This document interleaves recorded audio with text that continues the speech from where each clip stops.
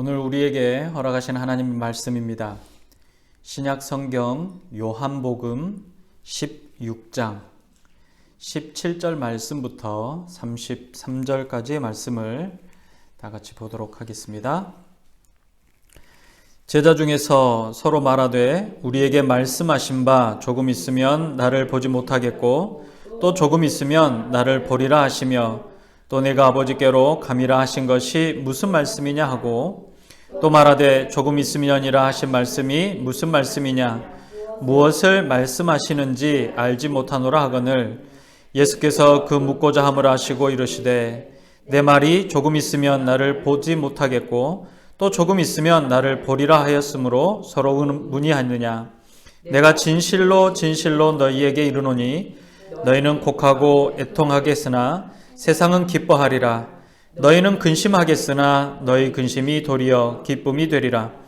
여자가 해산하게 되면 그때가 이르렀으므로 근심하나 아기를 낳으면 세상에 사람 난 기쁨으로 말미암아 그 고통을 다시 기억하지 아니하느니라. 지금은 너희가 근심하나 내가 다시 너희를 보리니 너희 마음이 기쁠 것이요 너희 기쁨을 빼앗을 자가 없으리라. 그날에는 너희가 아무것도 내게 묻지 아니하리라. 내가 진실로 진실로 너희에게 이르노니 너희가 무엇이든지 아버지께 구하는 것을 내 이름으로 주시리라. 지금까지는 너희가 내 이름으로 아무것도 구하지 아니하였으나 구하라 그리하면 받으리니 너희 기쁨이 충만하리라. 이것을 비유로 너희에게 일렀거니와 때가 이르면 다시는 비유로 너희에게 이르지 않고 아버지에 대한 것을 밝히 이르리라. 그날에 너희가 내 이름으로 구할 것이요 내가 너희를 위하여 아버지께 구하겠다 하는 말이 아니니 이는 너희가 나를 사랑하고 또 내가 하나님께로부터 온 줄 믿었으므로 아버지께서 친히 너희를 사랑하심이라. 내가 아버지에게서 나와 세상에 왔고 다시 세상을 떠나 아버지께로 가노라 하시니 제자들이 말하되 지금은 밝히시고 아무 비유로도 하지 아니하시니 우리가 지금에야 주께서 모든 것을 아시고 또 사람의 물음을 기다리시지 않는 줄 아나이다. 이로써 하나님께로부터 나오심을 우리가 믿사옵나이다. 예수께서 이제는 너희가 믿느냐? 보라 너희가 다 각각 제 곳으로 흩어지고 나를 혼자 둘 때가 오나니 벌써 왔도다. 그러나 내가 혼자 있는 것이 아니라 아버지께서 나와 함께 계시느니라. 이것을 너희에게 이르는 것은 너희로 내 안에서 평안을 누리게 하려 함이라. 세상에서는 너희가 환난을 당하나 담대하라. 내가 세상을 이기었노라. 아멘. 오늘 본문 말씀은 예수님의 6월절 설교 마지막 부분에 해당합니다. 이 말씀하실 때쯤에 예수님의 공적인 사역이 마지막이 다 되었고 가장 중요한 사역을 남겨두었는데 그 사역은 무엇이냐면 바로 십자가에 달려서 돌아가시는 그런 사역입니다. 그리고는 십자가에서 죽으심과 함께 제자들을 떠나는 것, 이것이 바로 예수님의 공적인 마지막 사역이라고 말씀하신 겁니다. 주님께서는 제자들이 곧 닥치게 될 어려움 또 그들의 상황들을 미리 알고 계셨습니다. 여러 시험들을 당하게 될 것이고 너무나도 심하게 넘어지지 않도록 아마도 미리 대비할 수 있도록 말씀하신 것 같습니다. 예수님 스스로도 어둠의 권세와 피조물들의 치명적인 공격을 온 몸과 마음으로 견뎌내셔야 한다라는 생각을 갖고 계셨기 때문에 어쩌면 제자들의 안위를 걱정할 만큼 마음이 여유롭지 못하셨을 수도 있습니다. 그런데 그런 와중에 제자들에게 그들을 대비할 수 있도록 말씀을 하고 계십니다. 환난을 준비하는 그러한 모습을 본인의 삶을 통해서도 보여주고 계시는데 참 특이한 것은 예수님께서 이 제자들에게 마지막 부탁을 하시는 순간에도 정말로 평온한 그 자체이셨다라는 겁니다. 어쩌면 서정적이라고도까지 할 수 있을 정도로 아주 담담하면서 평안하게 이 말씀들을 하고 계신다라는 겁니다. 우리가 생각할 때 어떤 큰 일을 대비하거나 아주 중요한 일을 대비하려면 단단히 준비를 하죠. 그래서 해병대 캠프나 뭐 이런 것과 같이 훈련을 아주 강도 깊게 받으면 정말 여러 어려움을 잘 이겨낼 것이라고도 생각을 합니다. 그 이유가 뭡니까? 육체를 단련하고 정신을 단련시키기 위한 목적이죠. 또 뭐 창격술이나 창검술이나 검술 또는 이 총을 쏘는 법을 가르쳐 주거나 다가오는 적들을 물리칠 수 있는 훈련을 예수님께서 하지 않으십니다. 어쩌면 좀 이상하게 들릴 수 있는 부분이기도 하지만 당시 상황으로 이야기를 또 해보자면 현란한 그 세상의 철학이나 사상이나 사조들을 대비하거나 또는 그들과 맞서기 위해서 놀라운 신비로운 또는 지식이나 또는 지혜들을 주신 것도 아닙니다. 사실 예수님은 모든 근원뿐만 아니라 인간을 창조하신 분이시기 때문에 제자들의 영과 혼과 육의 필요를 하셨던 분입니다. 그리고 그들이 무엇이 필요한지도 다 알고 계셨죠. 그런데 그들에게 있어서 가장 중요한 것, 꼭 있어야 할 것들이 이러한 육체적인 훈련이나 아니면 이 정신무장을 하는 훈련이나 또는 기계적인 또는 기능적인 훈련을 하는 것이 아니라는 것을 알고 계셨다라는 겁니다. 오직 예수님 자신이 누구인지를 설명하는데 거의 모든 말씀에 에너지를 다 쏟으셨습니다. 위기와 환난 앞에선 제자들에게 주님께서 가장 필요한 것이 무엇인지 지금 보여주고 있다라는 겁니다. 그 중심, 가장 중요한 그 부분을 한 문장으로 말하자고 하면 지금 이 말을 하는 내가 누구이냐라는 겁니다. 내가 누구이냐, 너희가 그것을 알면 이 모든 것들을 잘 이겨낼 수 있을 것이다 라는 겁니다. 하나님이신 권위와 친히 구원자로 오신 그 모든 일들을 이제는 비유나 어떤 은유적인 설명을 하지 않으시고 아주 명확하게 밝히 말씀하신다라는 겁니다.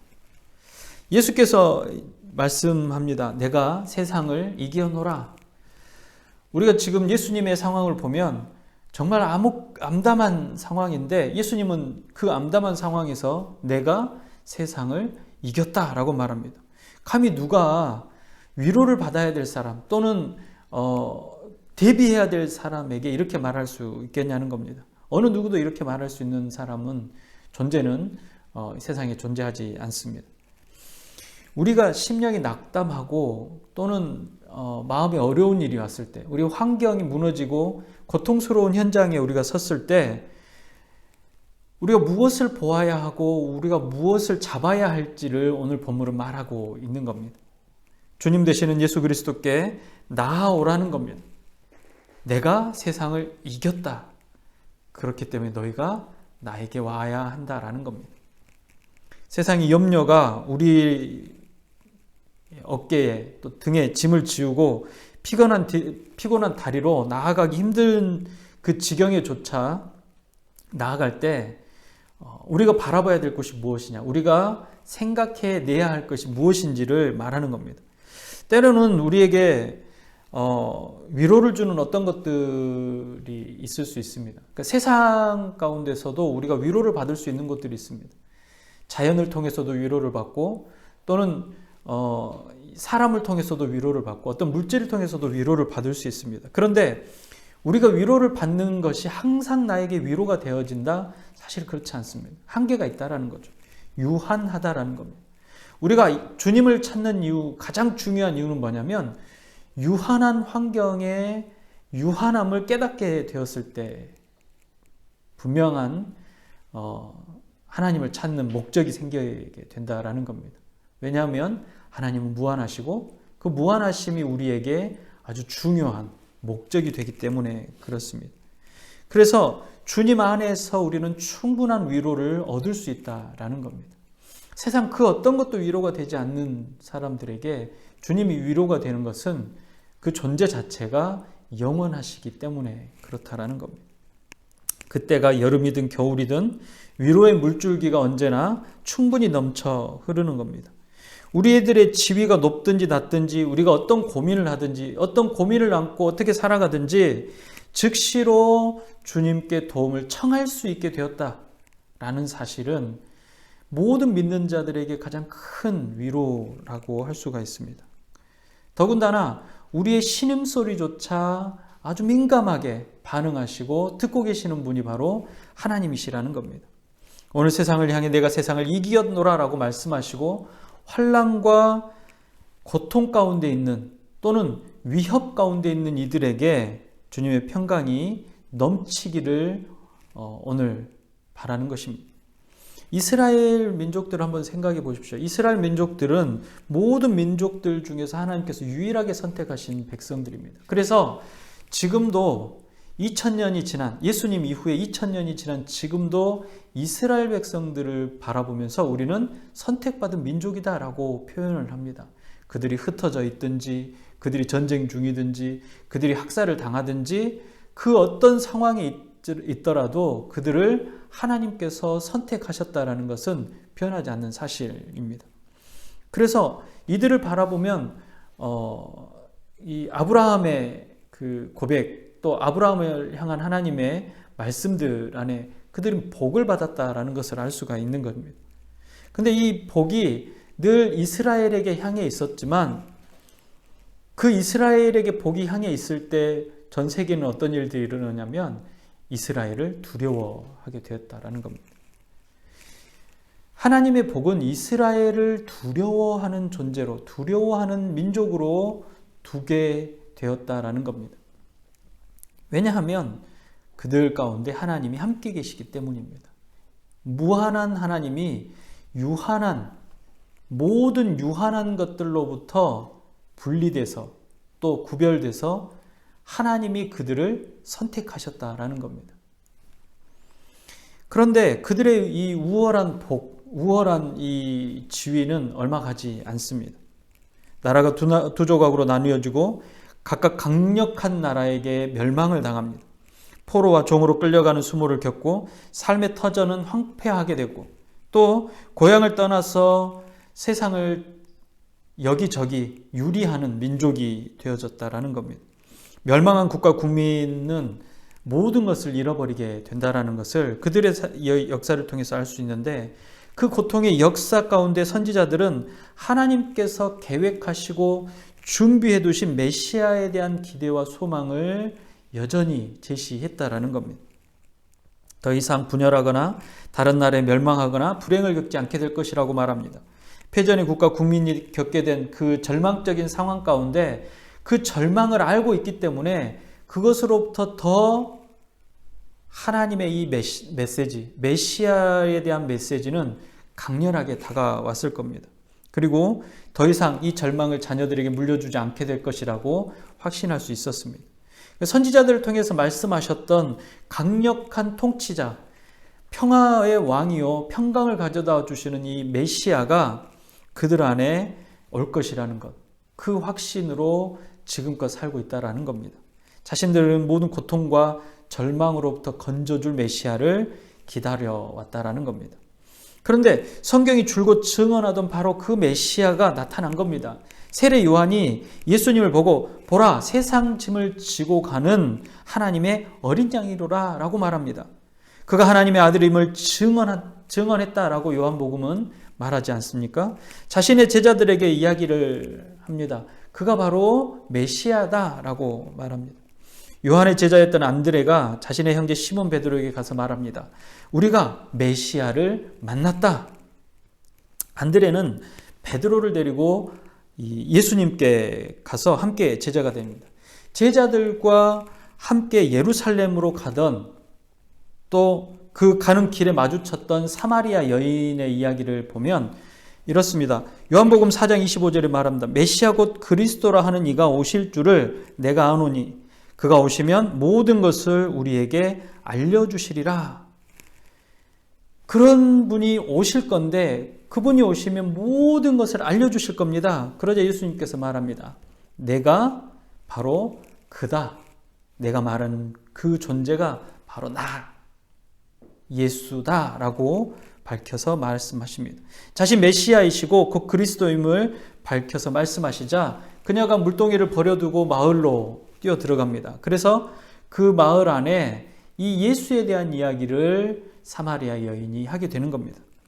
뭐라고 말합니까? 내가 행한 모든 일을 내게 말한 이 사람을 와서 보라. 그는 그리스도라라고 말합니다. 여인이 예수님을 메시아고 그리스도라고 외치고 그 말을 듣고 나온 많은 사마리아인들이 예수님을 만난 이후에 믿게 되었다. 하나님의 나라를 소망하게 되었다. 그들은 천국 백성이 되었다라고 말씀합니다. 요한복음 6장에 보면 오병이어의 기적이 또 나옵니다. 5,000명을 먹이고도 12광주리가 가득 차게 남았습니다. 그때 요한복음 6장 14절에 보면 그 사람들이 예수의 행하신 이 표적을 보고 말하되 이는 참으로 세상에 오실 선지자라. 우리가 기다리고 있던 바로 그 메시아다라고 이야기합니다. 제자들은 처음부터 예수님께서 메시아이심을 믿어 의심치 않았습니다. 그리고 예수님을 따라다니는 동안 계속해서 수많은 기사와 이적들도 보았고 하나님의 말씀, 그들이 끝까지 붙잡고 있었던 이 메시아의 복음의 표적들을 발견하고 보았기 때문에 확신했다라는 겁니다. 그런데 예수님께서 이 제자들에게 자꾸 뭐라고 하시냐면 자신이 죽어야 한다고 말씀합니다. 본문 16장 16절에 보면 조금 있으면 너희가 나를 보지 못하겠고 또 조금 있으면 나를 보리라. 그러니까 내가 너희들에게 안 보일 것이다. 내가 너희들과 함께하지 못할 것이다. 내가 너희들이 있는 곳에 있지 않을 것이다 라고 말하는 겁니다. 그런데 그 말이 무슨 말인지 또 지금 눈앞에 있는 예수님이 왜 보이지 않을 것이라고 하는지 제자들은 계속해서 궁금해했어. 서로 의논을 합니다. 이 말을 이해할 수가 없었던 겁니다. 분명히 예수님은 메시아로 이 땅에 오셨고 그분은 그리스도이시고 그리스도로 오시는 메시아로 오시는 분의 역할, 그분을 기다리는 이유 자체가 그들을 이 험난한 상황, 그들을 이 절망스러운 상황 속으로부터 건져주실 메시아였기 때문에 그 메시아가 보이지 않는다라는 것, 그 메시아가 함께할 수 없다라는 것 자체가 이해할 수가 없다라는 겁니다. 유대인들을 위해서 위대한 나라를 세우고 그 유대인들, 하나님께서 선택하신 백성들이 온 우주를 다스릴 그 날을 기대하고 있었는데, 그런데 이 지긋지긋한 배고픔이나 고통스러움, 이 다른 나라의 속국으로 살아가는 그 아픔들을 견뎌낼 수 없는 그 상황들을 이제 해결할 수 있을 줄로 알았는데 그렇지 않다라는 겁니다. 예수님께서 자꾸 아버지께로 가야 한다라고 말을 하는 겁니다. 예수님의 아버지는 사실 이 육신의 아버지이죠. 마리아와 결혼을 했던. 근데 그 아버지는 이미 오래전에 죽어 땅에 묻혔다라는 것을 알 수가 있는데 그 아버지께로 가야 된다라고 하는 이야기는 제자들이 그렇게 받아들였을 때는 이게 무슨 말인지, 또 예수님께서 말씀하시는 그 아버지가 도대체 어떤 아버지를 말씀하시는지도 궁금했을 거라는 겁니다. 20절과 22절을 한번 보십시오. 너희는 곡하고 애통하겠으나 세상은 기뻐하리라. 너희는 근심하겠으나 너희 근심이 도리어 급 기쁨이 되리라. 여자가 해산하게 되면 그때가 이르렀으므로 근심한 아기를 낳으면 세상에 사람 난 기쁨을 말미암아 그 고통을 다시 기억하지 아니하리라. 지금은 너희가 근심하나 내가 다시 너희를 보리니 너희 마음이 기쁠 것이요 너희 기쁨을 빼앗을 자가 없으리라.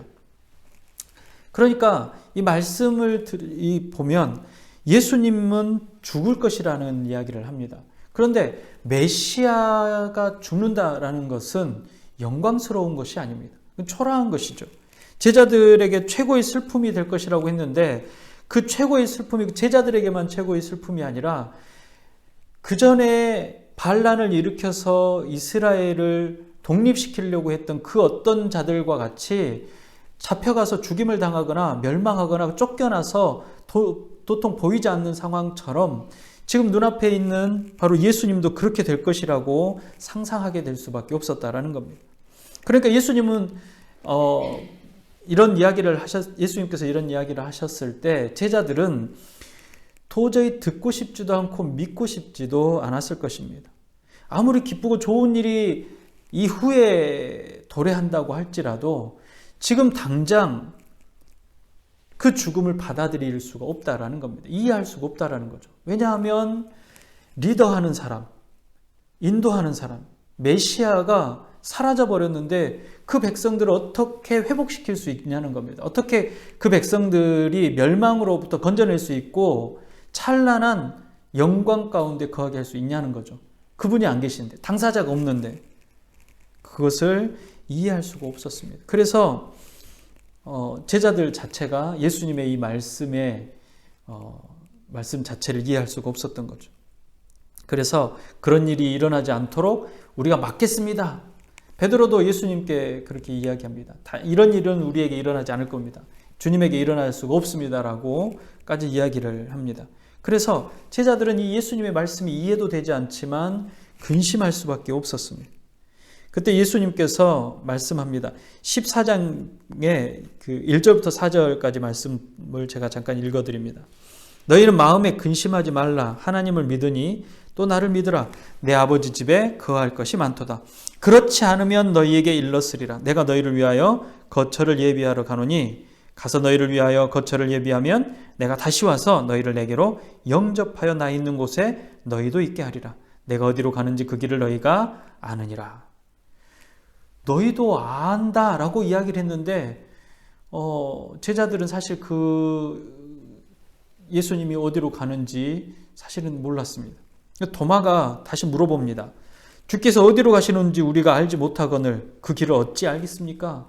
그러니까 주님이 어디로 가는지도 우리가 모르는데 그 길을 우리가 어떻게 쫓아가며 주님이 가시는 곳으로 우리가 어떻게 찾아갈 수 있겠습니까? 라는 겁니다. 그래서 무엇 때문에 가시는지 또 어디로 가시는지 왜 가시는지 도통 알 수 없는 지경에 이르렀다라는 겁니다. 그럼에도 불구하고 주님 그 첫 마디에 두려워하지 말라, 근심하지 말라라고 이야기를 하십니다.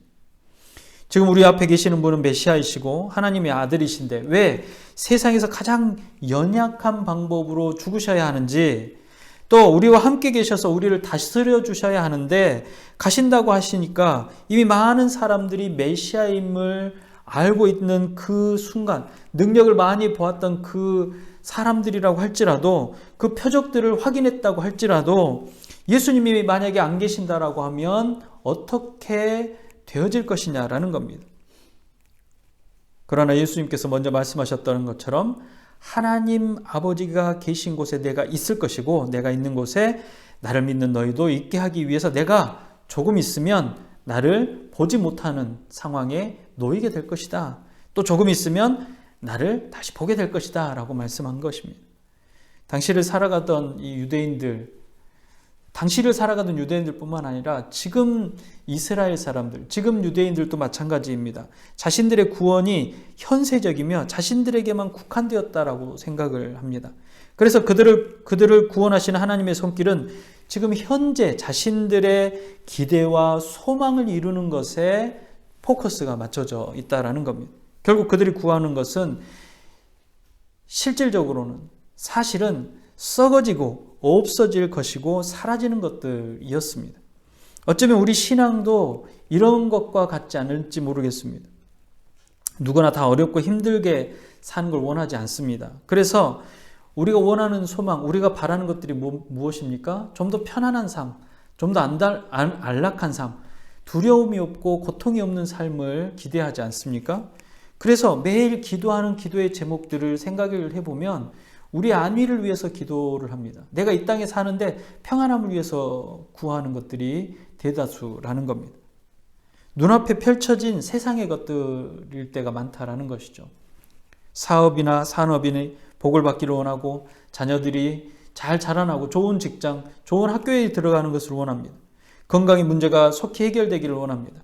물론 주님은 이러한 간구를 외면하거나 무시하는 분이 아니십니다. 하나하나 귀를 기울이시고 민감하게 반응해 주시는 분이십니다. 근데 우리의 간구와 소망의 주인이 누구인지를 우리가 알아야 한다라는 겁니다. 나의 삶의 주권자, 그러니까 내가 살아가는 삶의 권위가 어디서부터 오는지를, 그 권위를 인정해야 되는 것을 우리가 기억해야 하는데, 그렇다면 그 권위의 주인이 누구냐라는 겁니다. 우리는 그 권위의 주인이 간혹 내가 될 때가 있다라는 것이죠.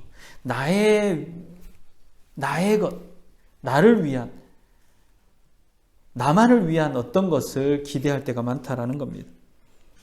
내 계획과 내 뜻을 계속해서 나열을 하고 그 나열된 내 계획들이, 내 뜻들이 이루어지기를 기도하면 그 정작 주님의 뜻이 무엇인지를 물어보지 않고 나의 뜻만을 따라서 산다라고 하면 그 인생의 주권, 그 인생의 주권이 누구에게 있냐라는 것이죠. 육체의 유익을 위해서 높은 자리, 권세를 얻는 것, 많은 물질을 소유하고 평안하고 안락한 삶을 살아가는 것. 그래서 우리는 자꾸 물어봅니다. 내가 누구인가? 나의 목적이 무엇인가? 내가 지금 어디서 와서 어디로 가는가? 내 인생의 주인이 누구이신가? 라는 겁니다. 영원한 생명과 안식이 우리에게 필요하다는 것은 누구나 압니다. 그래서 이 땅의 삶을 살아갈 때 영원한 삶을 준비하는 삶을 살아가게 되어 있습니다. 이 영원한 삶을 살아가기 위해서 이 땅을 살아가는 건데 우리는 이 땅을 살기 위해서 영원한 삶에 대해서는 관심이 없어져 버립니다. 이 땅을 살아내기 위해서 영원한 삶에 대해서 무시할 때가 많다라는 겁니다. 그러나 하나님의 나라는 예수님께서 말씀하시는 기쁨의 날, 해산하는 여인의 기쁨은 예수님께서 죽으시고 부활하셔야만 이루어지는 일입니다. 유대인들이 바랬던, 제자들이 바랬던 지금 이 순간, 아니면 곧 이루어질, 아니면 우리 때에 내 자녀들이 받게 될 그 상황의 어떤 것이 아니라 주님이 죽으시고 부활하셔야만 이루어지는 그것이라는 겁니다. 예수님의 죽으심, 그 죽으심은 우리로 하여금 그리스도인으로서의 지위와 특권을 누릴 수 있는 시작이었다라는 겁니다.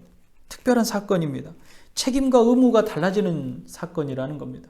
우리가 세상에 태어나는 순간 세상의 종이 되고 세상의 아들이 될지 하나님의 종이 되고 하나님의 아들이 될지는 이미 하나님께서 정하셨습니다.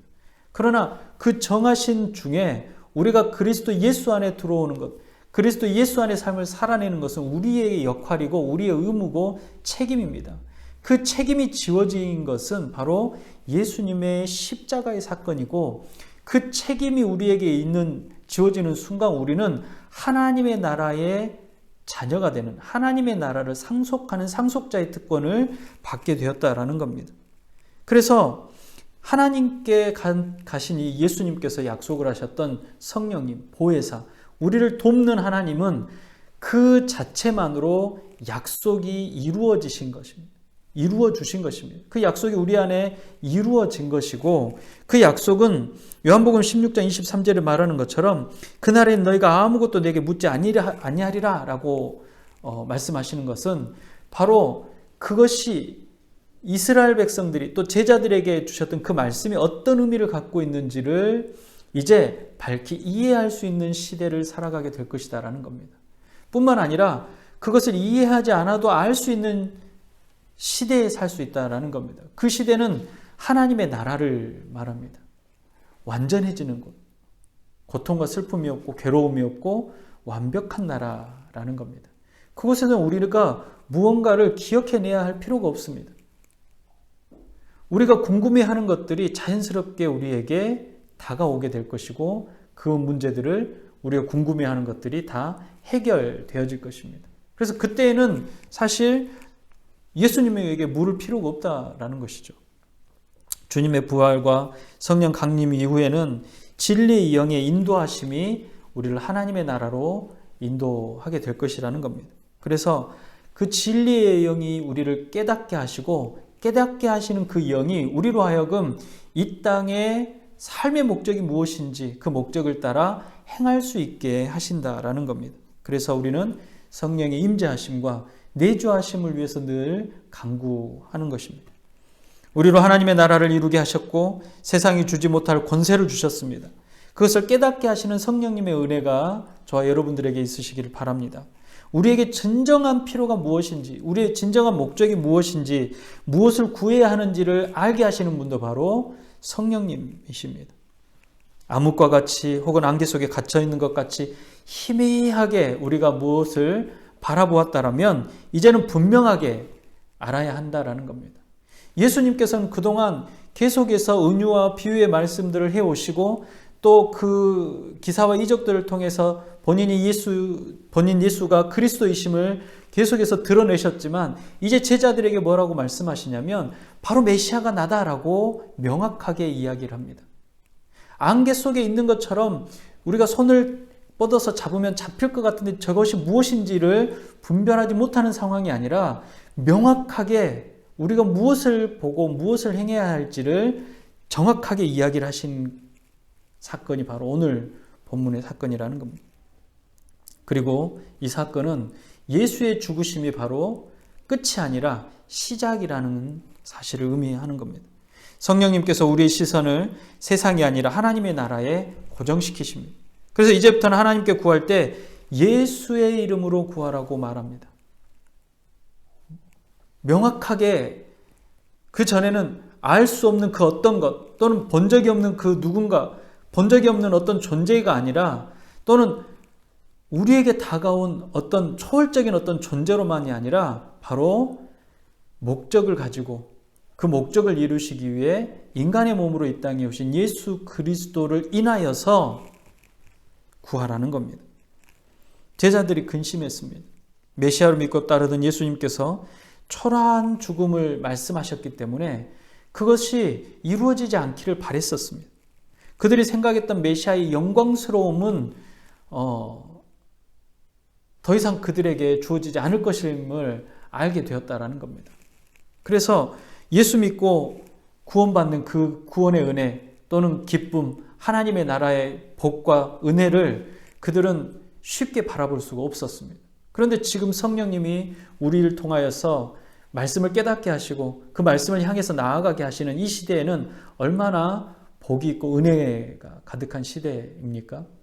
예수님께서 제자들을 만났던 시대보다 훨씬 더 복이 있는 시대에 우리는 살아가고 있습니다. 그래서 지금 시대를 뭐라고 말하냐면 은혜의 시대라고 말합니다. 구원이 임하기 전에 우리가 예수 그리스도를 마음껏 만날 수 있는 시대가 바로 우리가 살고 있는 시대입니다. 그래서 예수 믿고 천국 가자 이런 그 하나의 문장이나 하나의 단어에 우리가 매어져서 신앙생활을 하는 것이 아니라 우리의 삶의 전 인격과 전 삶의 모든 것들이 그리스도 예수로 인해서 복을 받게 되었고 그 복은 하나님의 나라의 복이라는 사실입니다. 사업이 번창하고 산업이 복을 받고 자녀가 복된 삶을 살아가고 좋은 직장과 또 자녀와 자녀 손들을 낳는 것 또 우리가 형통한 삶을 살아가는 것이 전부가 아니라 영원한 삶에 대한 소망을 우리에게 주셨다라는 겁니다.